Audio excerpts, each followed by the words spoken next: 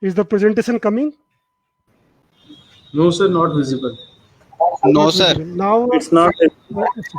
okay. Yeah.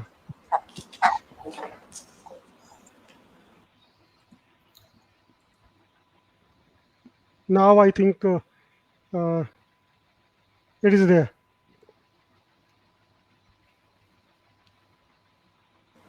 Yes, yes. I think it's started, sir. It started. Thank you. Ensuring water security in the country. Yeah. So basically, as I told you that I will be presenting national perspective about the water security in the country.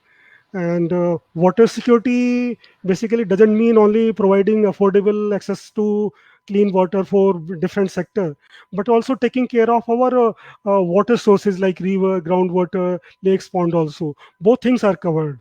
Uh, so this thing already a lot have been talked since morning. So I will only thing I will say that though on overall annual precipitation point of view we are comfortable, but when we see the per capita water availability we are not that comfortable, and we are already below this water stress line, which is around 1700 meter cube per year per capita. uh, and our demands because of increase in population, because of the development and industrialization, are increasing every year. Presently our demand may be around 750 bcm, and still one doesn't know what is the precise water we are using today. There is not a framework available which can capture how much water we are using, how efficiently we are using the water. So there is a need to, we can put up a framework to capture this data of water utilization also. And though even this whole water may be available, so we another problem we face is that lot of variability in the water availability. Rainfall is received only maybe effectively for 30 days, and some part like western ghats and northeastern part receive more rainfall, and there are not that lucky are deficit. So there is a naturally hydrological imbalance in the country, and we have to address for the national water security. So these are the measures I would like to say. Already it is nothing new. That we have to conserve the rainwater. What, because we are getting rain for 2 to 3 months, unless we conserve that water, the it will not be able to serve the people and meet the demand of the water. And here only thing I will say that all type of measures are needed apart from the natural conservation processes. We keep on hearing talk about small versus large dam, groundwater versus surface water, and micro versus mini. And to me this talk is meaningless. Our water problems are so acute that all we need, we have the role of all this all rainwater harvesting sector, and including this large reservoir also, uh, because both have the its own advantage and limitations. Small, it is so widespread, no R&R is used, so these can be easily constructed. And but we do have sometimes reliability issues in during the drought year, and of course there are maintenance issues. And with Jal Shakti Abhiyan launched last year, and this of course this water harvesting through small structure ponds and rainwater harvesting is getting due attention, and lot of good work is being carried out. Uh, and then this medium and large reserve also have a big role to play. Of course, we have a very limited site in the country, and there are R&R issues and environmental issues when we do it, and a project take a long time to be completed, and large capital is required. But during a drought year or this one, there is a reliability and there is a cost effectiveness, and because there is a scale also.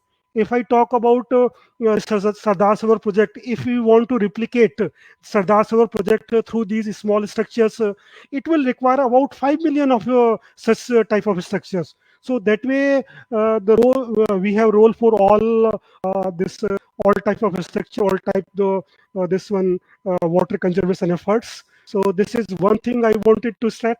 Next is that we say that water is primarily a state subject, and but what we find that multiple department and stakeholders are working in this sector, and everybody has their own priorities and compulsion. So there is a need for a multidisciplinary empowered agency for integrated water sources management at least at basin level. I was listening to Israel expert. He was saying that centralized management, the centralized management is not possible in our country, and that is not advisable also. But management planning and some sort of regulation at basin level is very much desired. So I hope then one bill, river basin management, is under consideration in ministry, and this will see that some type of effort is made, and we have some regulating structure at least basin level to take care of this multiplicity of stakeholder. So this is one measure we would like to have. Second is that we have developed so much water structure so far, and there are issues of their maintenance and water use efficiencies. Many speakers have already talked about in the morning also that these water structures created over the year, they are not being maintained, managed efficiently. Water efficiency is low. There is a gap between IPC and IPU. I will not go into detail much. There is a lot of leakage. Even in Delhi, if we see 30 to 40% of water is leaked when we supply the water for the drinking water. And, uh, and then I have been to many states, and there I find that sufficient funds and manpower is not available for their maintenance, because recovery is not there from the agriculture sector. And though now there is a stress on community participant, still in irrigation sector, participation of beneficiaries is still low, and we have to work a lot. Now in under PM KSY schemes and under various ongoing program, this groundwater scheme, now focus is giving on PIM, participatory irrigation management. And what I suggest that this at least for major project we can do the benchmarking, because for what purpose they were planned, whether they are serving that purpose or not, whether there are deficiencies, what intervention we can make, that will be visible. A portal can be made, so that will infuse competition with among various projects.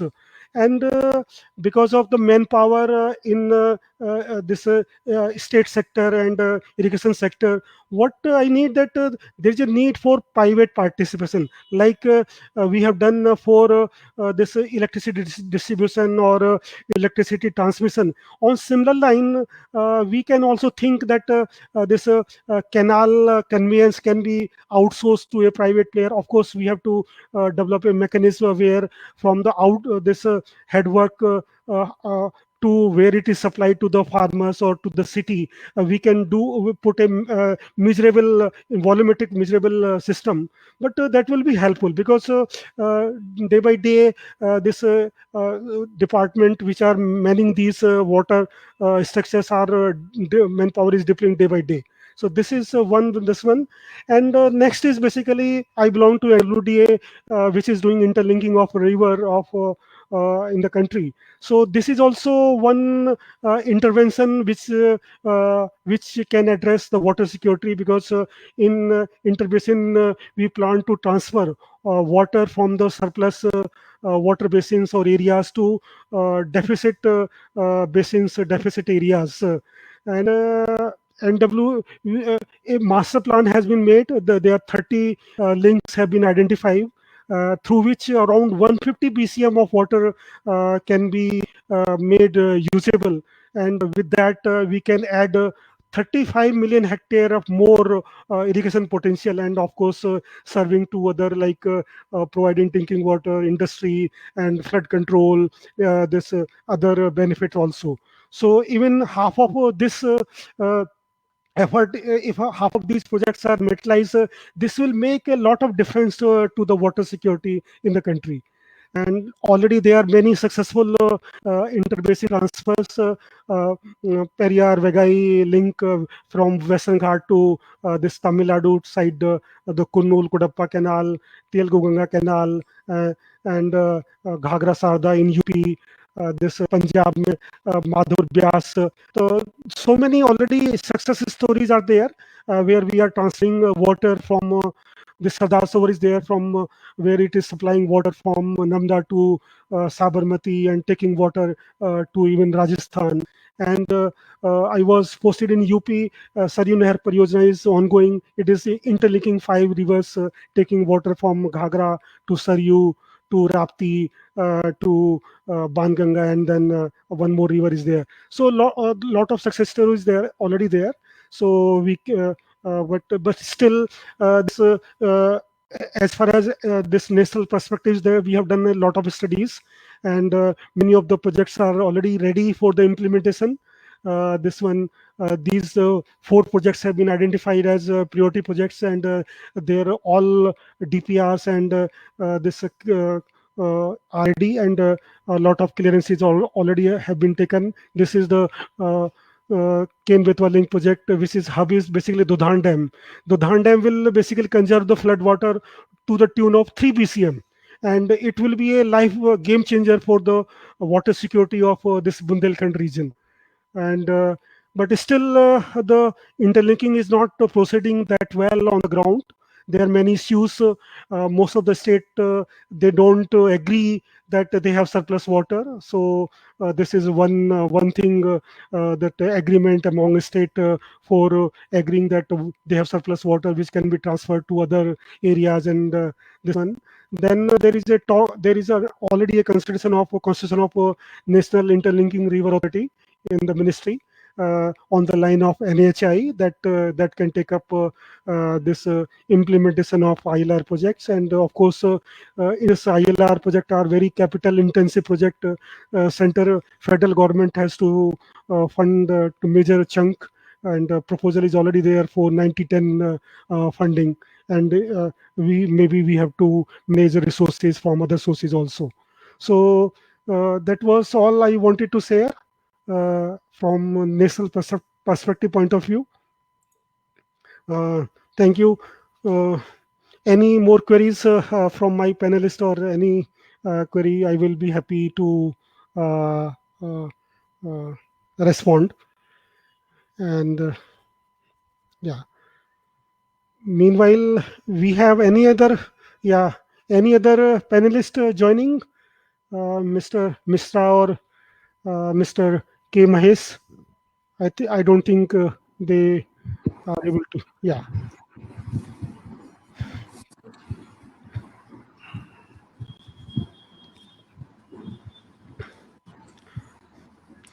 Sorry, there was a Yeah. call on the other line. Mr. Mahesh, as I informed you, sir, he would not be able to join, and so is the case with Mr. Mishra also, because there is some Okay. problem there in Rudrapur, Udham Singh Nagar. So they have just texted me. Okay. If you are through, then we can take it forward.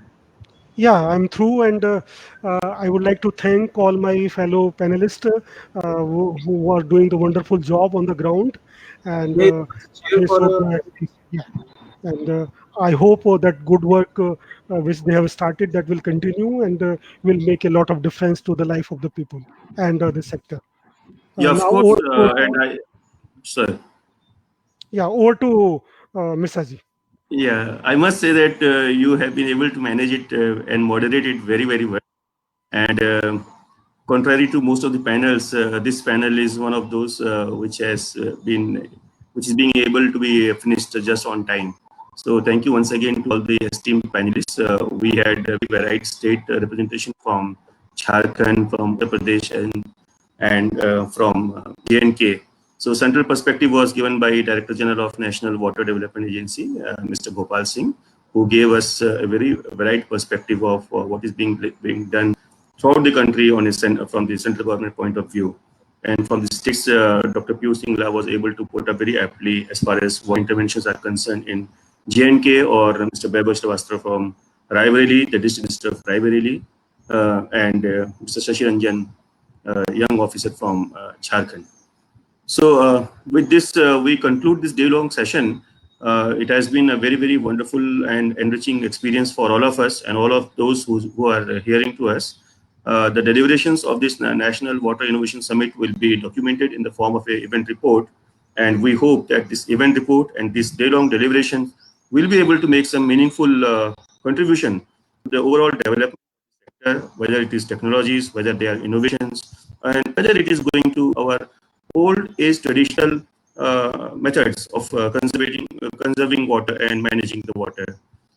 Before I conclude, I again want to remind that we have a very interesting award ceremony today from 7 o'clock to 8 o'clock, which will be presided over by the Secretary, Ministry of Jal Shakti, wherein we have attempted to recognize and reward some of the most outstanding efforts and some of the most outstanding practices in the field of water conservation and management. Do join us in that award ceremony, and I would also request my technical team to please present a small token of appreciation, a certificate of participation. This certificate of participation goes to Mr. Gopal Singh, the Director General of National Water Development Agency. Thank you so much, sir. Thank you for chairing this session as well as moderating this session. Thank you so much. The next certificate of participation is for Mr. Vaibhav Srivastav. He is the Collector and District Magistrate, Raebareli, UP. He has just taken over the charge of Raebareli. So we wish him all the best in his new assignment. Thank you so much, sir. Yeah, then the next certificate is for Dr. Piyush Singla, the District Development Commissioner, Udhampur and J&K. Thank you so much, sir, for joining us. And the last certificate goes to Mr. Shashi Ranjan, the Deputy Commissioner of Khunti, Government of Jharkhand. Thank you, Mr. Shashi Ranjan, for joining us. And do join us in the evening for the award ceremony also. Thank you so much, and bye-bye. Namaskar. Thank you so much. Thank you. Thank you so much.